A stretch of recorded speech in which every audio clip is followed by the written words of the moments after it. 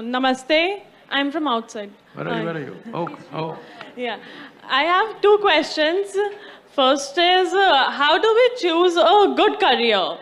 And secondly, what do you think basically, how is technology or more specifically artificial intelligence helping in education? Okay. We'll answer the second question first because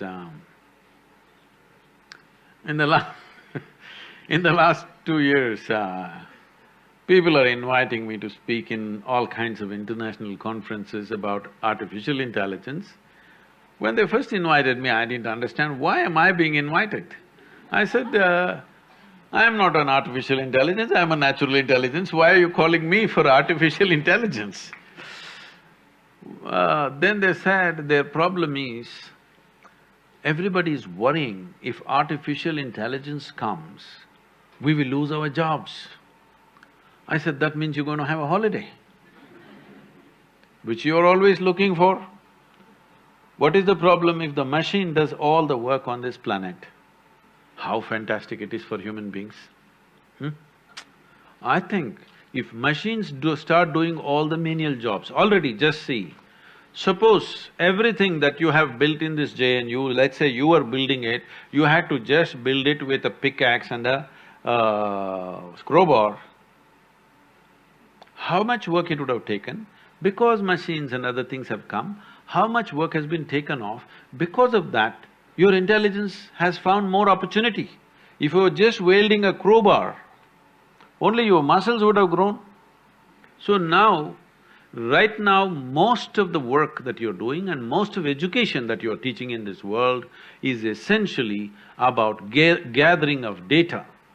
Accumulate data, analyze it, assimilate it in a certain way and throw it at people in different ways. This you call as education. But now this Google lady she knows more than anybody around you, yes? She seems to know everything. You ask her anything without batting an eyelid she's telling you any damn thing in the world, yes or no? So, a time is coming, it's just a question of 5–10 years, where what you will learn in 5 years of research, a machine will process it. If you feed the data, it will process it and tell you in 5 minutes. This happened to me when I was very young. For the first time, I saw a calculator, a Panasonic or a Sony calculator. At that time, it was just around 100 rupees, a flatbed calculator. Probably you've not seen such basic calculators today. It was very simple. Then first time they showed me, tuk, arithmetic, chuck. Then the first thing I thought was, then why the hell am I going to this stupid math class? If this damn machine can add for me, multiply for me, divide for me, cos theta, sin theta, everything, why the hell are they torturing me with this? I said, just give me this one thing, I won't come to the math class. I'll give you all the answers you want. Give me any problem, I'll give you the answer.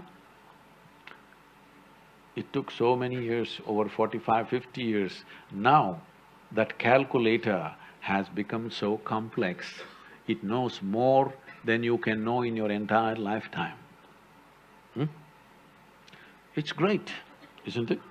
It's great, absolutely great, because as physical work was taken away from you by the machines, physical machines, mechanical machines, now your intellectual work is being taken away by another kind of machine.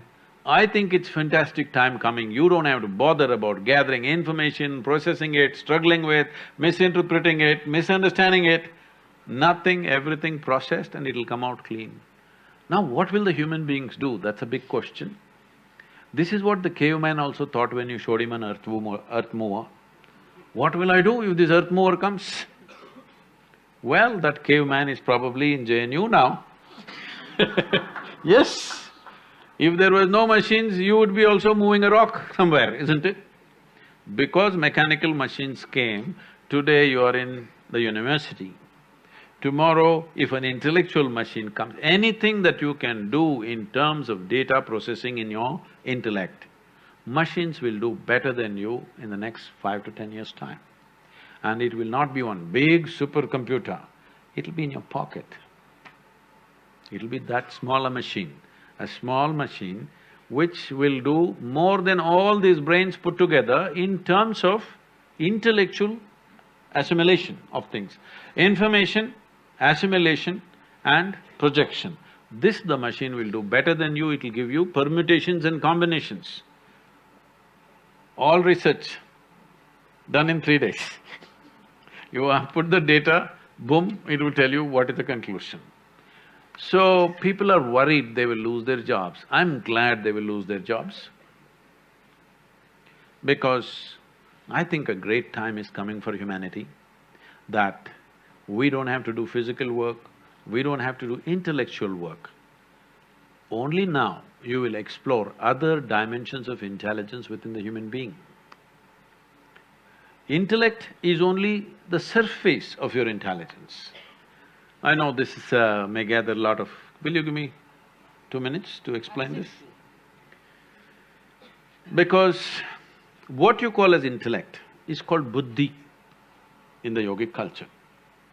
Buddhi, your intellect, I'll ask you a question, those of you who are awake and asleep, you must answer this question. If I ask you, you want a sharp intellect or a dull intellect, what's your choice? Sharp. So obviously, intellect is a cutting instrument, isn't it? You want it sharp like a knife.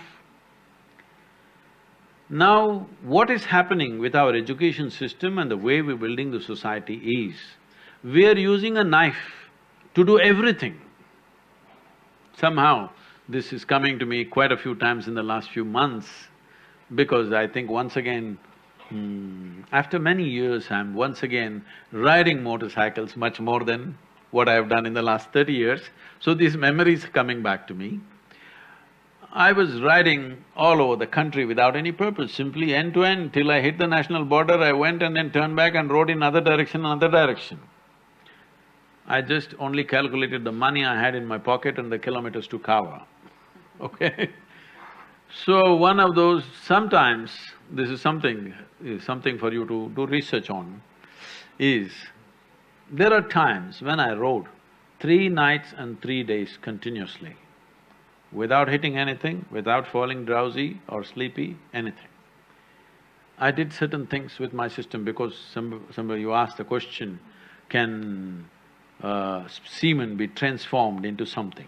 If you do certain things with your system, it gets energized to such a level of alertness that 3 nights and 3 days, those days when roads were what they were and motorcycle was just 250cc SD, okay, Java motorcycle. It's not like today, some big stuff, and it's not like highways, 4-lane highways, nothing.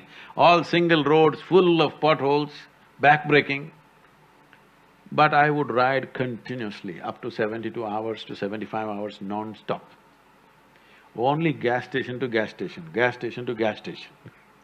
So one night I'm riding full night and I'm somewhere in… I'm not very sure where, somewhere between Madhya Pradesh and Uttar Pradesh. Early morning I came and parked near a dhaba, thought I'll have a tea and rest for some time and move on. My chain had become slack. I don't know if you all still motorcycle or you're all metro people.